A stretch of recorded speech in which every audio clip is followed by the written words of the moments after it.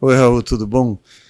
Raul, depois desse congresso, de tanta coisa que a gente viu e você apresentou para a gente, eu fico pensando que no Brasil, com tanto obeso, mais de 50% de obesos, com tantos diabéticos, a gente ainda tem muito paciente que está com LDL controlado, mas que está com triglicérides alto e HDL baixo. A gente tinha uma esperança enorme que o Prominent Trial pudesse confirmar aquela hipótese que a gente tinha, que adicionar fibrato para esses pacientes poderia tirar esse risco excessivo, né, adicionado nessa condição. E você mostrou para a gente com clareza que isso parece não ser verdade. Você poderia resumir para mim como é que é essa história? Bom, Andrei, é assim, né? Infelizmente nem tudo que brilha é ouro, né? Não é assim que a gente aprendeu? Oh, não tem dúvida nenhuma, né? Os estudos epidemiológicos, os estudos de intervenção mostram para a gente que as pessoas, principalmente que têm diabetes, né, e que têm os triglicérides moderadamente elevados, lá 250, 270, mesmo com LDL perto de 70, tem um risco aumentado, chega a quase 40% mais chance de ter um infarto, um AVC ou morrer do coração, né? E assim, a gente tem bastante estudos, né, de genética, etc., que realmente indicam que os triglicérides são marcadores ou talvez até efetores desse risco aumentado. E a gente tentou no Prominent mostrar que se a gente baixasse os triglicérides em pessoas que já estavam tomando estatina, diabéticos, iria reduzir o risco cardiovascular. Porque a gente tinha uma sugestão, né, de análises secundárias, pós-hoc, dos estudos anteriores, que isso seria verdade, né? Mas, infelizmente, apesar de uma redução de mais de 25% aí nos triglicérides, aumento do HDL de 5%, o estudo foi negativo, né? O estudo foi interrompido para nossa tristeza, né? E, obviamente, não houve benefício. E eu acho que isso aconteceu, Andrei, por duas causas. Primeiro, porque, óbvio, a gente não deve utilizar dados retrospectivos, análises secundárias como verdade absoluta, acho que é a primeira coisa. E segundo, porque realmente no estudo em si, apesar de ter havido a queda dos triglicérides, houve aumento do LDL colesterol em mais ou menos 12% e aumento de 5% na ApoB, ou seja, reduziu triglicérides, mas o número de coisa que a gente sabe que dá aterosclerose aumentou, né? A gente sabe que o LDL é fator de risco, a gente sabe que a ApoB é fator de risco, e isso é uma coisa até esperada com fibrato, né? A gente trabalhou, né? A gente estava lembrando, né? Quase 30 anos atrás a gente fez nossos doutorados, acho que um pouco menos, né? Mas a gente fez nossos doutorados justamente estudando fibratos e a gente sabia das coisas metabólicas que essa classe de medicamentos traziam muito favoráveis, né? Mas a gente gera partículas proaterogênicas e se a gente não tirar essas partículas da circulação, não vai reduzir o risco cardiovascular. Eu lembro, né, de um dos estudos nossos daquela época que quando você diminui o tamanho, né, da partícula, você aumenta a afinidade pelo receptor de LDL. Então, talvez a combinação fosse, era o que era esperado, sim, muito grande, mas talvez os pacientes já estavam 96% tomando estatina, grande parte dele estatina de alta potência. Não tinha como aumentar ainda mais a expressão de receptor de LDL, talvez por isso de fato tenha havido esse aumento de LDL. Né? E veja, assim, é importante lembrar que o LDL é uma grande causa de aterosclerose, né? E alguém pode falar assim, mas estava tomando estatina, estava com 80, mas 80 ainda é muito alto, mas veja, foi de 80 para 90, entendeu? Então, assim, esse eu acho que é a grande mensagem que nós temos que trazer, é assim, tem que baixar o colesterol, não adianta muito, embora a gente saiba que os triglicéridos estão associados.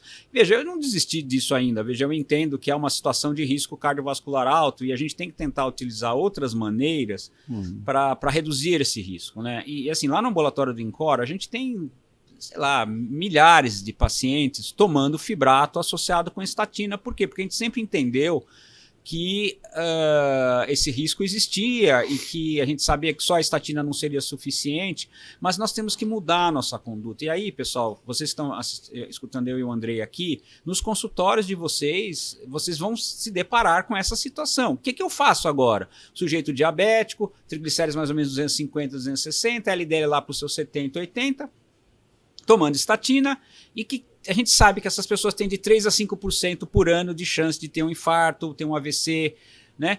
Então, como é que faz agora? Eu acho que o Prominent ele é muito importante para nós, porque ele é um estudo, na minha opinião, que é um divisor de águas. Eu acho que é assim, veja, a evidência está muito clara. Embora o pemafibrato não seja um fibrato clássico, como ciprofibrato, fenofibrato, etc., funciona como? Né? Então, veja, não tem, na minha opinião, mais indicação de se associar o fibrato à estatina nessa situação. Ah, mas se o cara tiver 800 de triglicérides, risco de pancreatite, ok, vamos pensar na pancreatite, mas não vamos pensar na prevenção da macroangiopatia, né, da doença aterosclerótica, do infarto, do AVC, da morte por doença coronária. Sinceramente, eu acho que isso não vai vir mais. A gente ainda está estudando a possibilidade do estudo ter alguma coisa em relação à microangiopatia, principalmente doença arterial periférica, não por macro, mas por pequenas artérias, que a gente sabe que tem muito a ver no diabetes. Quem sabe pode trazer ainda algum impacto, mas assim, sinceramente eu acho que isso não vai, aquela indicação que nós tínhamos 2B, ela vai sumir nas diretrizes. Eu acho que isso aí vai virar para não usar mesmo, eu acho que vai virar 3, essa é a minha opinião, entendeu? E na verdade, se você pensar, a ciência, a gente comemora muitos resultados positivos, mas o Prominent foi um estudo absurdamente bem feito para responder uma questão que durava, sei lá, 15 anos, 20 anos. E a gente não tinha em nenhum desses traços. Se você pegar o ARCOR, por exemplo, 60% dos pacientes não tinham nem triglicéridos acima de 150. Então, a gente forçava a barra com relação a isso. Esse é o primeiro estudo bem feito. E fazer um estudo com triglicéridos elevado bem feito é muito trabalhoso, é muito difícil, um estudo bem robusto, um N bem significativo. Eu acho que encerrar essa questão também é um grande feito da ciência, né? Não tem dúvida, veja, e lembrar que embora o risco de eventos adversos tenha sido pequeno, nós tivemos, por exemplo, 2 vezes mais embolia de pulmão no grupo que associou os 2 fármacos, nós tivemos desfechos renais aumentados, embora o número absoluto não seja grande. Então, veja, assim, há que tomar cuidado, porque além de não trazer o benefício específico, poderia estar causando dano para algumas pessoas, né? Então, eu acho que isso é muito importante. E aí, claro, veja, assim, nós não podemos ignorar que o risco de eventos ateroscleróticos maiores persiste. E o que a gente vai fazer com essa turma a partir de hoje? Veja, eu falei 80 de LDL, nós estamos falando em 30 de LDL, 20 de LDL. Então, vamos puxar o LDL mais para baixo, mais ezetimibe, mais estatina, se não está tomando estatina em dose alta, inibidor de PCSK9.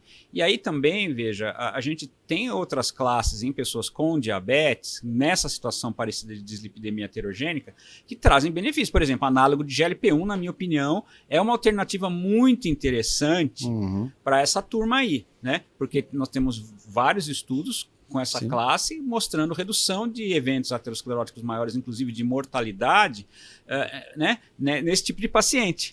Então, eu acho que isso é super importante. E uma coisa interessante também, com a bola que foi levantada pelo Paul Reed, que a gente ainda precisa talvez um pouco mais de evidência, é que assim, se essa turma aí da dislipidemia heterogênica, com LDL mais ou menos perto de 80, tem a PCR alta, eles têm um risco maior de eventos e de morte.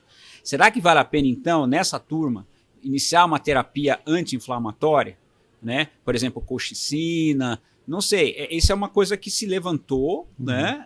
Porque ele pegou pacientes do Prominent, do Strength e do Reduce, fez uma meta-análise bem robusta e indica aí aumento da PCR como marcador de risco. Não sei a tua opinião, mas assim, eu acho que é uma coisa que precisa ser investigada, né?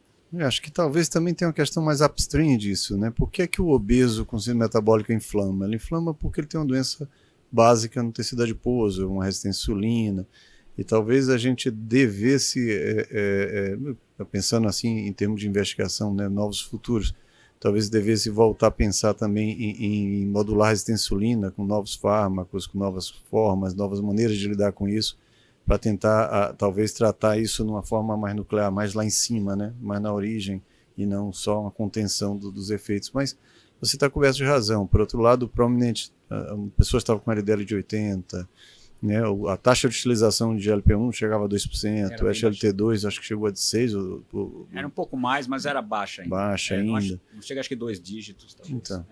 Então há muito espaço para reduzir o risco residual e a gente tem muito o que fazer, mas é importantíssima a mensagem para vocês que estão em casa, e de que realmente o assunto fibrato na prevenção de doença macrovascular é um assunto encerrado.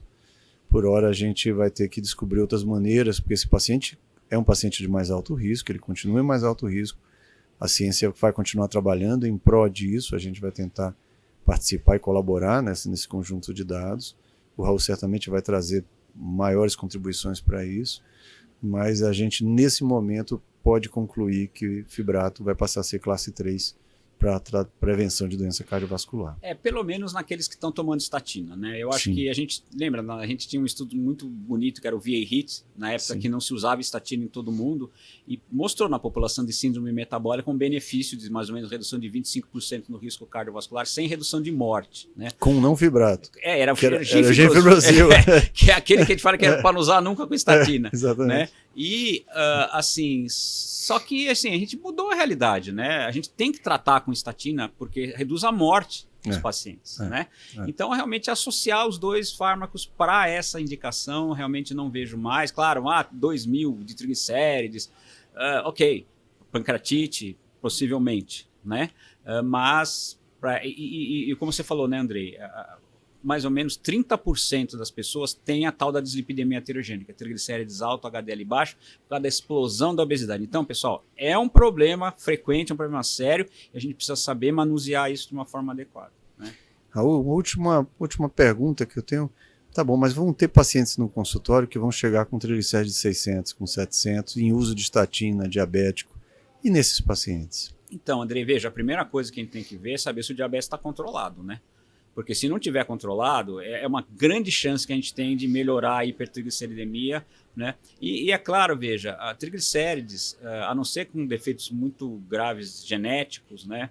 Costumam melhorar muito com dieta, mudança do estilo de vida, então álcool, perda de peso, controle glicêmico e outra. Aí se tiver que dar um fármaco, realmente, veja, na presença da obesidade, essas drogas, análogo GLP-1, possivelmente análogo GLP-1-GIP que está vindo aí, e que vai levar a perdas robustas de peso, melhora da resistência insulínica, eu tenho a impressão que isso vai ser realmente a grande avenida, talvez, aí, para a utilização, né, desses fármacos nessa situação, entendeu? E na população em geral que não tem acesso a isso, pioglitazona, você acha que ainda tem espaço? Eu acho que tem. Acho que a pioglitazona, por melhorar a resistência insulínica, ela tem um efeito aí, melhora, né, da produção de VLDL, possivelmente melhora na lipólise, né? Sim, a gente obviamente tem que tomar um pouco de cuidado aí, principalmente por causa da retenção de líquido, então ver pessoas talvez tenham um grau de disfunção ventricular, isso a gente tem que tomar um cuidado um pouco maior. Tem a história das fraturas, né, mas em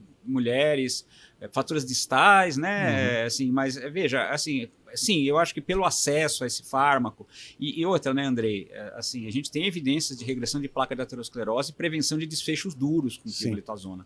Então, eu acho que é muito importante. Talvez você não precise dar 45 miligramas, né, para justamente tentar evitar os eventos adversos, mas talvez uma dose mais baixa e obviamente, seguindo o paciente, creio que sim, que acho que é uma opção bem interessante e acessível, né? Inclusive a gente tem lá no SUS, né? A gente tem no INCOR, por exemplo. Essa é a ideia, né? Até que isso tudo esteja muito disponível, a gente usar o que tem. Com certeza. Olha, eu agradeço demais pela oportunidade de conversar com meu irmão, meu amigo de mais de 30 anos e um grande cientista, um orgulho nacional, professor Raul dos Santos. Eu tenho absoluta certeza que vocês estão em casa, vão ter aproveitado muito isso e guardem essas mensagens, né? E mudem a prática clínica a partir de amanhã. Um grande abraço, muito obrigado pela oportunidade, Andrei. E a Socesp também. Parabéns pelo congresso.